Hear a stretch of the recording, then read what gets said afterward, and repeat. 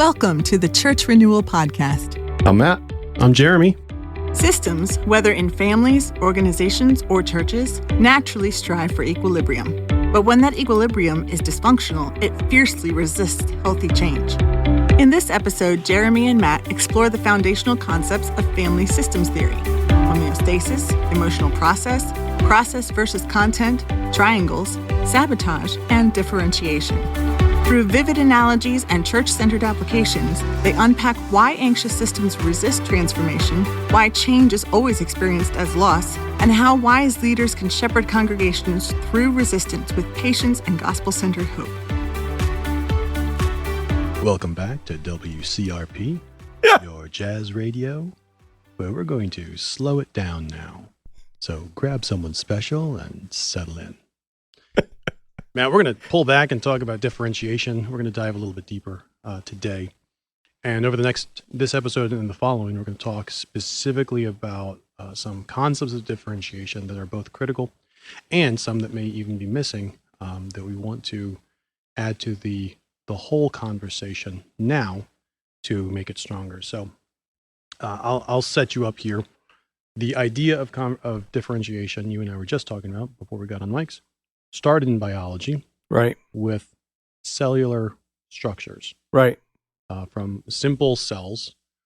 When a child is conceived, they are a mass of cells that are all the same, all of one kind.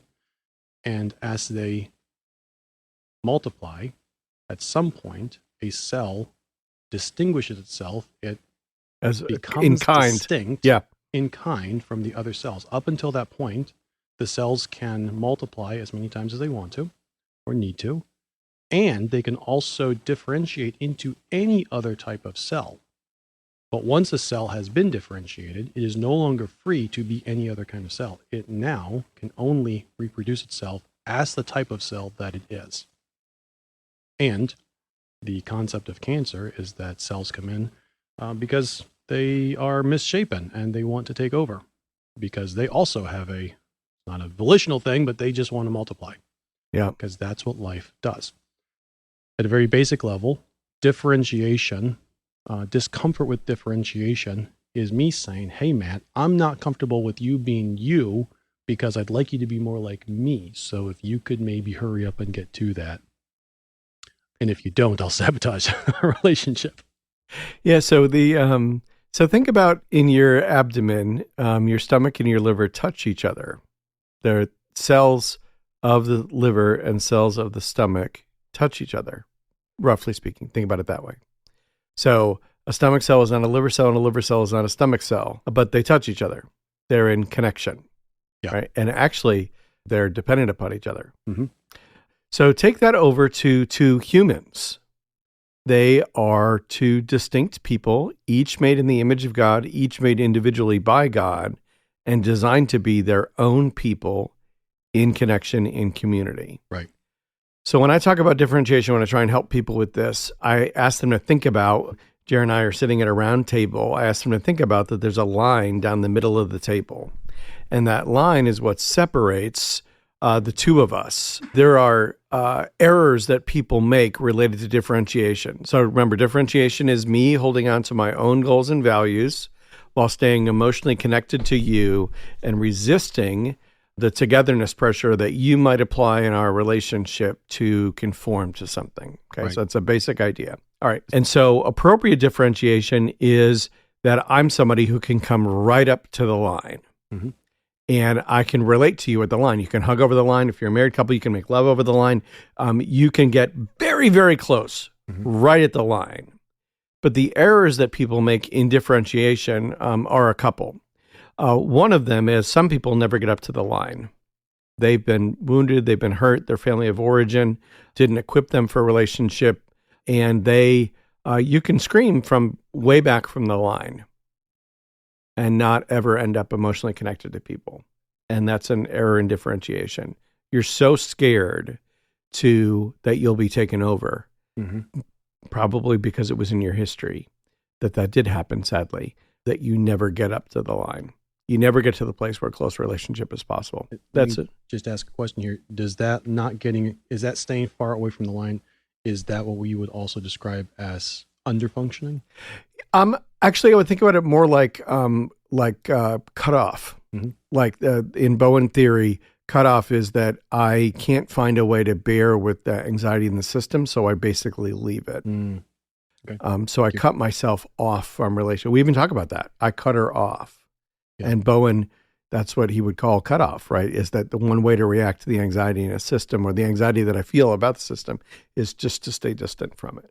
But the staying back from the line, we can all relate to people that keep their distance, right? We use that, right? And I'm trying to help people kind of have visual ways to think about it. Okay, so that one error is I never get up to the line. The other, another error is I step over the line. Mm-hmm. So when I exert surrounding togetherness pressure on someone else, I'm stepping over the line into their space and trying to influence them towards something. And this isn't influence them towards good things. This isn't try and tell them the gospel. This isn't love them in their discipleship. This isn't help them see something kindly that they're not seeing. Right. It's not any of those kinds of things. It's more, it would be more like this. Jerry, you really shouldn't drink coffee anymore. It's not good for you. It's bad on your blood pressure. And you shouldn't drink coffee anymore. We both have coffee cups in front of us. I heard that should. So where there's a should, there's shame, right?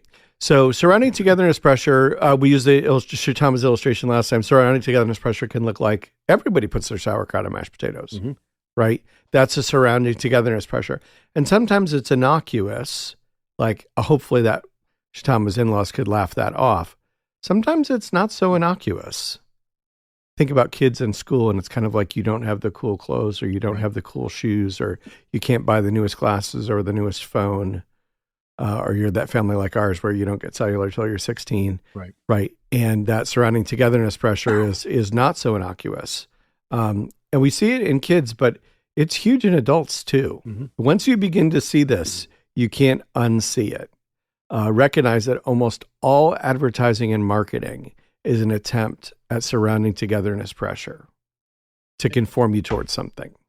We touched on this a little bit in one of the last 2 episodes, but it's the concept here is there's something that I want you to know and do, but instead of coming to you and saying, hey, I'm asking you to make this change because I'm uncomfortable with the situation it is, I try to make you uncomfortable with the situation so that you change to what I want. Right. And in that, you step over the line into someone else's space, the space that God has given them mm-hmm. to manage. You're trying to manage their space for them. In the worst cases, this ends up as a person who's controlling. In the very worst cases, this ends up as a person who's abusive. Right. Okay. So one error is you never get up to the line. Another error in differentiation. You notice that I'm labeling these as errors, and I think that's important. I think that sin can happen here, right? But many times it's more in the arena of mistake or error. Okay, so another mistake. So some people don't come up to the line at all. That's a mistake. Some people step over the line into other people's spaces. That's a mistake. There's also a mistake when someone steps over the line into your space that you don't give them a gentle shove back across the line. Okay. And so that's an error in differentiation as well, because you fail to the person who's been stepped into. You're like, what did I do wrong? Well, what you didn't do is you didn't defend your space. You didn't hold on to your values and goals in the face of togetherness pressure. So the way that some people react to that is they retreat. That they would call that in family systems theory, they call that adaptation, right? You give up on it. You let the line move. You step back and draw a new line. The way other people react to someone stepping into their space, they get angry, they blow up. They're reactive. They don't give up on their goals and values, but they kind of blow up when other people step across the line. Not that one of those are helpful, by the way. Adaptivity or reactivity. Instead is to say, I hear it's the gentle shove in the chest back across the line.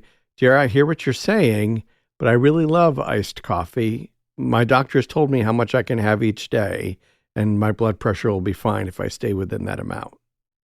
Yeah. And that's the gentle push back across the line, right?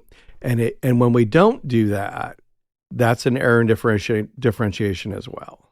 I just want to jump in here to say what you're talking about. You're using differentiation, but this also hits very solidly on identity. Yeah. I want to be able to define your identity, and the way that we are talking about differentiation is I am responsible for maintaining my identity, which means you can't give me my identity. You're my father. Okay, you're going to give me my identity. You're my pastor. You're going to give me some parts of my identity, but fundamentally, my identity was given to me by my heavenly Father because he adopted me as his son, by my spiritual older brother because he called me his friend and his brother and has given me all of his riches and has given me his reputation and told me his record. Yep. That's where my identity fundamentally comes from. That's where it's based on. And when you come in and you want to now apply pressure to change my identity, it's my responsibility and the gift that God's given to me to say, God's already defined this for me. And I understand it makes you uncomfortable. But that's your problem. You and God issue. That's a you problem. Not a me issue. Yeah, one of my friends, I love the way he put it. He's had a very difficult background. Had been sexually abused by a cousin when he was a kid and has been doing counseling. And he's gotten free at saying, and I think this is good, that sounds like a you problem. And I think that is really, really helpful because a lot of times people will come to us because they're uncomfortable. And Jerry's pointed this out. They're uncomfortable. So they come to us to relieve their discomfort when God has no expectation on us to be different than we are. One of the things that is freeing about this when we think about trying to apply these concepts biblically is that Jesus always lived under the expectation of his Father and felt very free as long as he was within that expectation of his Father just to keep going, whether he met other people's expectations or not.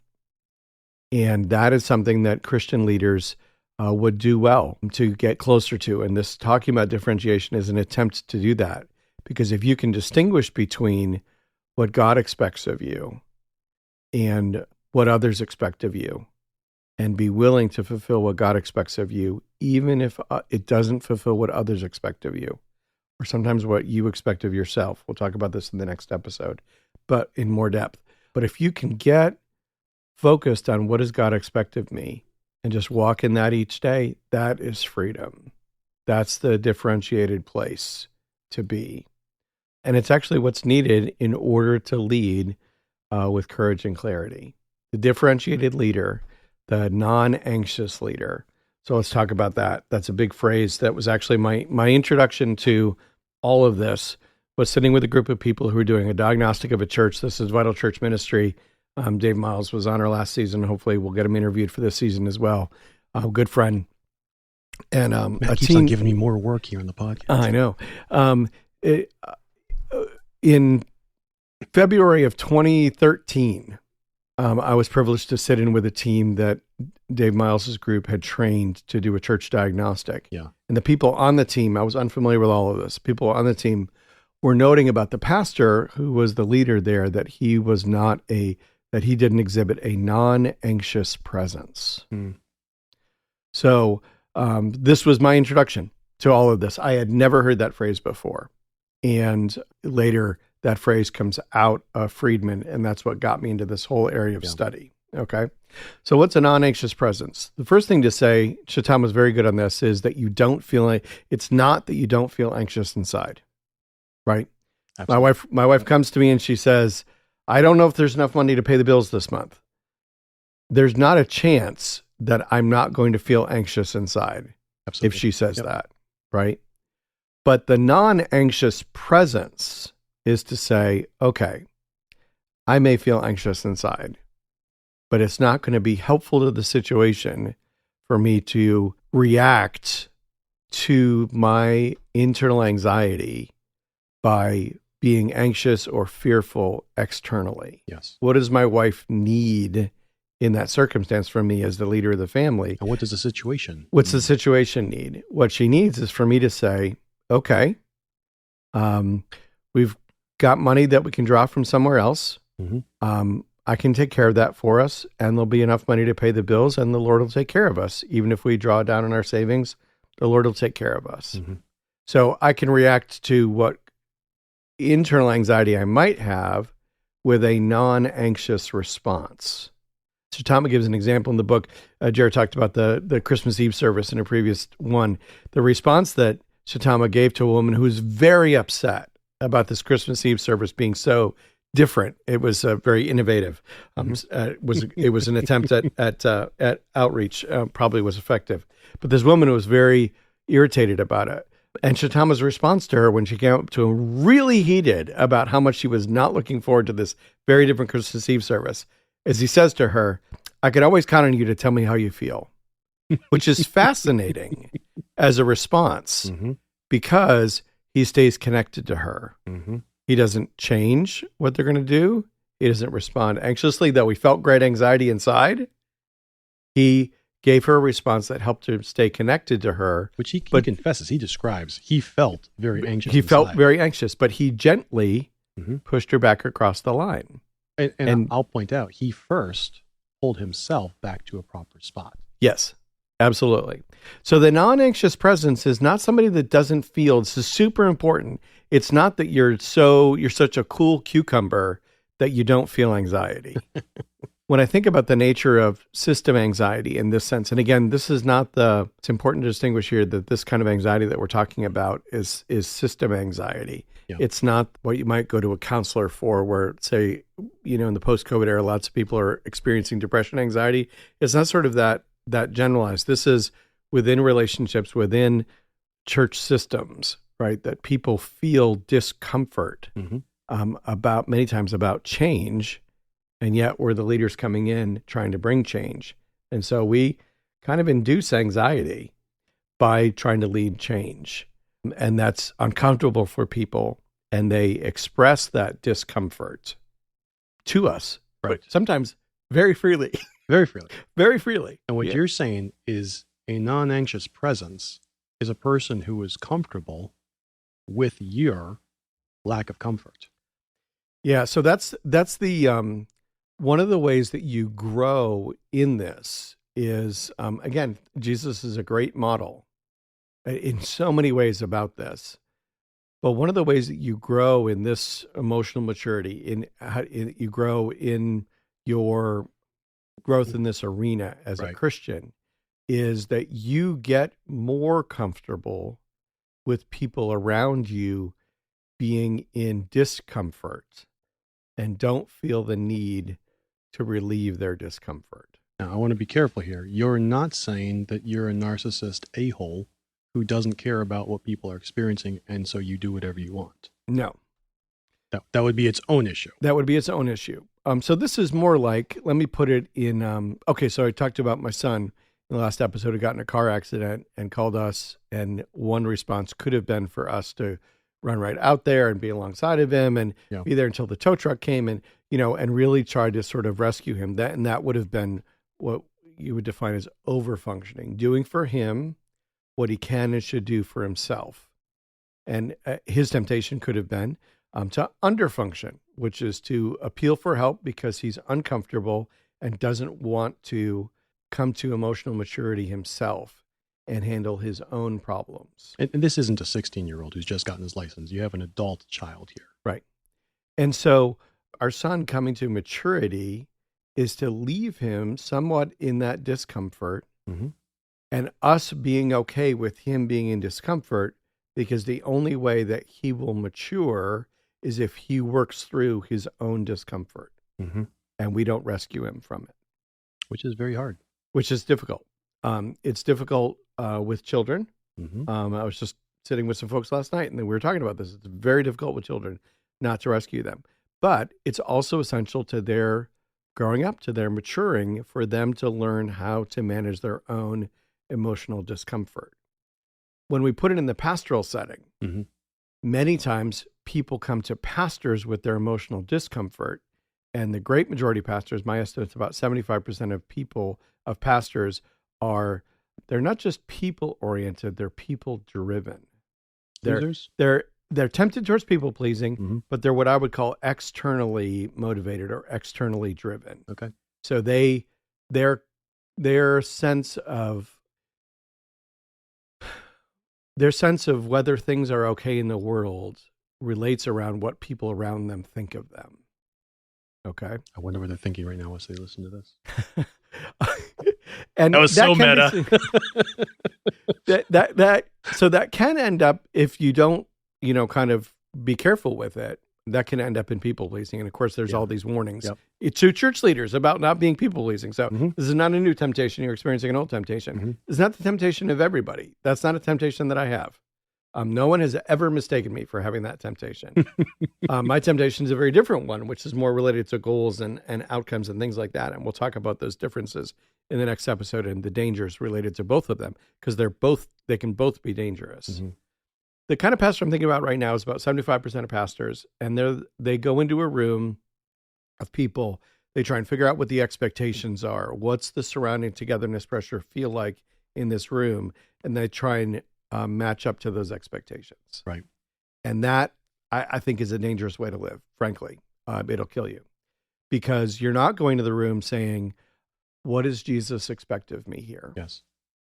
And so when I go to a room, I've got to think about, Jared and I are here today and tomorrow recording. And my prayer is, we've got goals, things to achieve. We've got episodes to get through to record.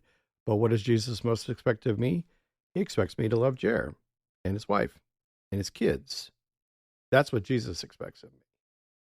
And if we can simply walk in that kind of freedom where I understand what Jesus expects of me, and I'm content if by the working of the Spirit, by the power of the Spirit, out of the freedom that I have in my identity in Christ, in my acceptance into his family, if I can live in the middle of that, that is an awesome free life.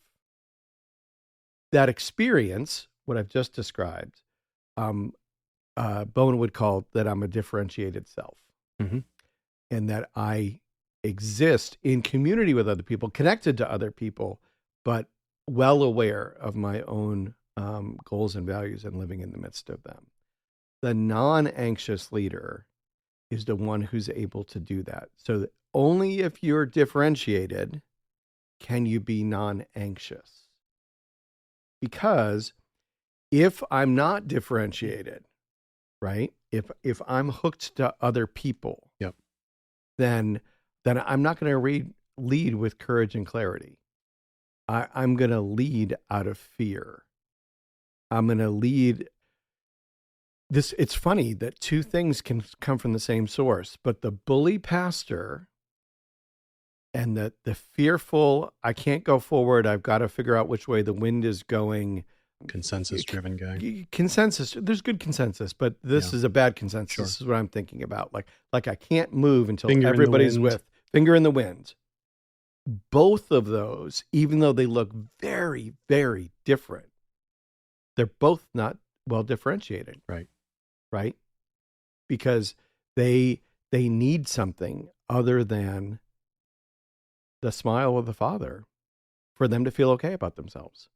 And that's the clue that tells you that they're not differentiated, that they don't have their solidity based out of the gospel. So I told Jared that I think that his emphasizing in this so far in the season, and this will pervade through, identity and acceptance are really, really key. Because if I have an identity that I've received from God, and I know I'm accepted in his family, that the most important things that will ever be in my brief little stint here on earth are already set. And if that is way down deep in my soul, then in any exchange with persons, there's not that much at stake. And this is a critical thing for me as I think about things. And this was taught to me by one of our other founders, is a board member, Paul Hahn. He's taught me to think about what's really at stake. And in a lot of interactions, a lot of mistakes that I've made as a leader and as a pastor, when I sit back and diagnose them or whatever, at some point, if I can get down to the bottom, I realize that my reaction was because I felt like I was at stake. Now, it's really good if you can get all the way down to the bottom of things. And you can, for me at least, when I get down all the way to the bottom and I see that I was thinking that I was at stake, now the gospel can be applied to me. Now we get to the content level. Yeah, because I could never be at stake. Right. That's impossible. Mm-hmm. I'm held in Jesus' hand. Mm-hmm. I could not be at stake. It's when I get all the way to the bottom and I realize that I couldn't possibly be at stake, that the gospel, and this is a madism, but the gospel enables me to afford to differentiate. Yeah. So why do people struggle to differentiate? It's because they're fearful that if they do differentiate, that there's going to be some outcome that they don't like. Mm-hmm. And so they don't. They stay back from the line because they're scared. They step over the line because they fear that this person or this outcome won't happen. They don't push people back across the line because they fear the consequences of that. So fear is always behind why we don't differentiate. Our own feelings of discomfort. Is that fair? Do you think that's fair, Jer? I think it's very fair. Okay. So we don't, my way of putting it is, a lot of pastors that I've coached, a lot of Christian leaders that I've been able to influence and be with, they didn't feel like they could afford to differentiate. Like they didn't have something that they could kind of revert to other than what they feared they would lose if they differentiated. Regressing to the mean? And so, yeah. And so what the gospel gives me, if I understand it deeply and I apply it and I'm applying it broadly across my life, which is what I take the Apostle Paul to be doing in his letters, helping the people in the churches understand the gospel deeply and then apply it broadly across their lives. If I'm doing that with myself, then when I get in one of those circumstances where it's a very difficult person who's at the line and they're already yelling at me, yep, and I'm tempted to stay back from the line, or there's a person on the other side of the line who I really, really, really need to do this or else all will be lost. I'm tempted to step over the line and try and coerce them with my togetherness pressure to do something, right? Or somebody steps across the line towards me and I'm fearful of them. I'm fearful if I were to differentiate what will happen. I need some kind of resource that allows me in those moments to afford to differentiate. I need some kind of currency, some kind of capital that if I do differentiate, that it's going to be okay. And to me, it's going back to that core identity and acceptance, that it is going to be okay. It all might not be exactly as you want it to be in that moment. That's not what I'm saying. In fact, many times if you do differentiate, it will evoke a response. That's why people fear doing it. Read painful there. That was not inserted.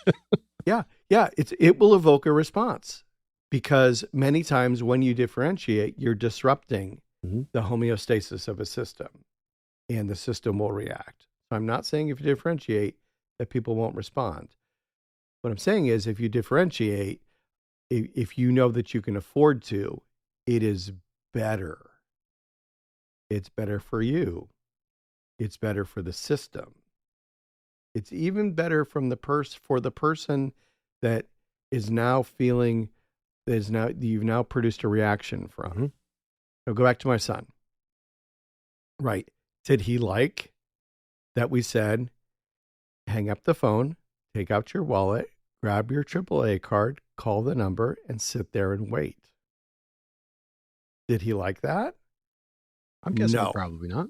No, he would have preferred that his mother would have come out there with jumper cables and jumped him and disrupted her entire day, right? He would have preferred to have been left in his underfunctioning. But is it better for him that we resisted that temptation to overfunction, to step over the line into his space, into what he's responsible for? Is it better for him that we pushed him in a way that was not hazardous to his health or anything else to mature? Yes. I think he should have been nicer. it was good for him, even though it was very uncomfortable for us. And for him. And for him. So growing up emotionally is hard. Yep. And people resist it, us and others. Yeah, and it doesn't matter how old you get. No. So Moses was 40 years old when he went into the wilderness. He was 80 years old when he came back to Egypt. He had an older brother named Aaron. Aaron was his spokesperson. They left Egypt, and Moses goes up onto a mountain for 40 days. And while he's up there, the people who watched God part the Red Sea, who free them from slavery, watched Moses be God's image on earth, his mouthpiece, they're like, hey, we don't know what happened, and we need a God. And Aaron, the older brother, who is at some point, he's in his later 80s, early 90s, old enough to know better, he's like, yeah, I'm not sure how I feel about this. What I do know is I don't feel comfortable with this, so give me your gold. And when Moses comes down and he's angry, Aaron's response is, well, the people wanted something, so they gave me the gold. I threw it in the fire, and out popped this calf. And so I just wanted to make sure that we stay in the right track. So I told him, this is Yahweh who delivered you. I'm sorry, what? Where was this gold 3 months ago when we were going through the wilderness? Where was this gold when we were going through the Red Sea? Where was this calf then? But you're gonna tell me, because you're uncomfortable with how I might respond to you, because I'm uncomfortable because Moses is gone. You're going to tell me this is my Yahweh? And Moses, rightly, was pissed. And God was pissed. And God was ready to destroy the Israelites. And Moses steps in the way and says, Lord, please don't. Please remember your word. Remember who you are. These are your people, and this is your reputation on the line. Moses pushed all of that discomfort right back on God's identity and said, for the sake of your reputation, don't do this. So Aaron's response there is very interesting. That's a response to surrounding togetherness pressure. Right? We see the same thing with Saul. We see the same thing with there was someone else I was thinking of that I can't think of now. So Saul, we see it all over it. We see lots of examples. We see it with Adam. You see it with Pilate. Yep. Right? I find no fault in this man. But go ahead and kill him. Give us Barabbas. Right? So he doesn't, in that moment, he doesn't differentiate because of the surrounding togetherness pressure. And, it ends up with Jesus dead. So courage and clarity in leadership, in church leadership, comes down to whether you have this developed sense of identity and acceptance that gives you the currency that enables you to afford to differentiate and to lead forward kindly, patiently, not a bully, but persistently forward, not with no anxiety in your stomach. Yep. Right? But saying there's something bigger here. We're here for God's glory. I'm going to love the people as I go. I'm going to exhibit the fruit of the Spirit towards them as I go. But we're going to go forward towards the ideal that Jesus calls us to in the church. And that's what enables you to lead well. Here's what's interesting, and then we probably got to finish this one. Here's what's interesting about the differentiated leader. People will have different kinds of responses to you as you differentiate. This happened to me as a pastor. When I first came, so 2013, I had this experience with Vital Church Ministry and folks, and that's who got me going on non-anxious presence. Yeah. A year and a half later, I ran into Friedman's book and understood where it came from. At the time, I had been on sabbatical. I came back from a sabbatical, and my quite literally, my eyes had been opened that I had not been leading in a differentiated way. Right. And as I began to differentiate, it was interesting the different kinds of responses that people had to me. Some people, it was very attractive to them because they were like, oh, that's awesome that you're this way. I'd like to be this way because you teach me how that works, right? And then you have that Hebrews 13:7 thing going on. Look to your leaders, those who taught you the word, look at the outcome of their way of life, imitate their faith. Yeah. Right. And so people were seeing that my life was different, and that's what they wanted. So some people are attracted to the differentiated leader. Some people are repelled. they go further back from the line because it's now a threat to them. Yep. It's a threat that you're differentiated and that you are no longer going to respond to their surrounding togetherness pressure that they're trying to exert. Okay. And that certainly happened to me. Other people will just kind of go quiet, or they may stay in sabotage because you now are a disruptive force in the system. You've disrupted the homeostasis in the system. So if you begin to grow in this, you begin to realize that you can afford to differentiate. Recognize that you're going to get the same kind of response that the Apostle Paul did when he preached the gospel in Athens. Some believed, some were curious, and some resisted. And you're going to get a similar kind of response in that people respond differently to you differentiating. It still makes it worth it because it will improve the maturity of the body if you act in this way. If you are more like Jesus, it will help the body to mature because they'll have an example to follow. That's a good one. That's a healthy one. Paul's such a good example here. Yes. I'm thinking of the example of a coach, and maybe we'll start. I'll throw that out to you in the next episode, and we can jump off there because as you've been talking, I've been seeing a coach as a good example of a model. But just to underscore this differentiation that we're talking about is I know who I am.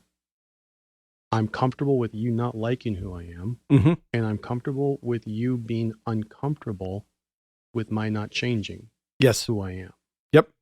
And I'm going to let God, and this is, I don't want to step on your toes here moving forward, but I'm going to let God worry about what's God's problem, and I'm going to worry about what's my problem. Yes. So Paul says to Timothy, I know who I've believed, identity, and I know that he's able to keep what I've entrusted to him until the final day, acceptance. Paul lives in tremendous, uncomfortable situations with many, many people around him who are very uncomfortable with who he is. Absolutely. And he says, yet I know who I am. Yeah. Yeah. I think of in Keller's little sermon, that's the booklet, Freedom of Self-Forgetfulness. He highlights how the Apostle Paul, in talking to the Corinthians, of course, questioning his apostleship and all this, or whatever, right? And he says, functionally, I don't really care what you think of me. I don't even care what I think of me. Right. Because he deeply got this sense that what was most important is what God thought of him. And what God thinks of you, if you're trusting in Jesus, is this is my son, this is my daughter with whom I am well pleased. Remember, the key here is understanding the gospel more deeply and applying it more broadly, right? That's the key to growing as a Christian. So if I have this growing sense that I don't have to judge me and I don't have to let you judge me because Jesus was already judged in my place, that's the place of freedom. Thanks for listening to the Church Renewal Podcast from Flourish Coaching. Flourish exists to set ministry leaders free to be effective wherever God has called them. We believe that there's only one fully sufficient reason that this day dawned. Jesus is still gathering his people, and he's using his church to do it. When pastors or churches feel stuck, our team of coaches refresh their hope in the gospel and help them clarify their strategy. If you have questions or a need, we'd love to hear from you. For more information, go to our website, flourishcoaching.org, or send an email to info@flourishcoaching.org. You can also connect with us on Facebook, X, and YouTube. We appreciate when you like, subscribe, rate, or review our show whenever you're listening. It can be hard for churches to ask for help, so when our clients tell us who referred them, we'll send a small gift to say thanks. A huge thank you to all our guests for making the time to share their stories with us. We are really blessed to have all these friends and partners. All music for this show has been licensed and was composed and created by artists. The Church Renewal Podcast was directed and produced by Jeremy Seferati in association with Flourish Coaching, with the goal of equipping and encouraging your church to flourish wherever God has called you. Bye for now.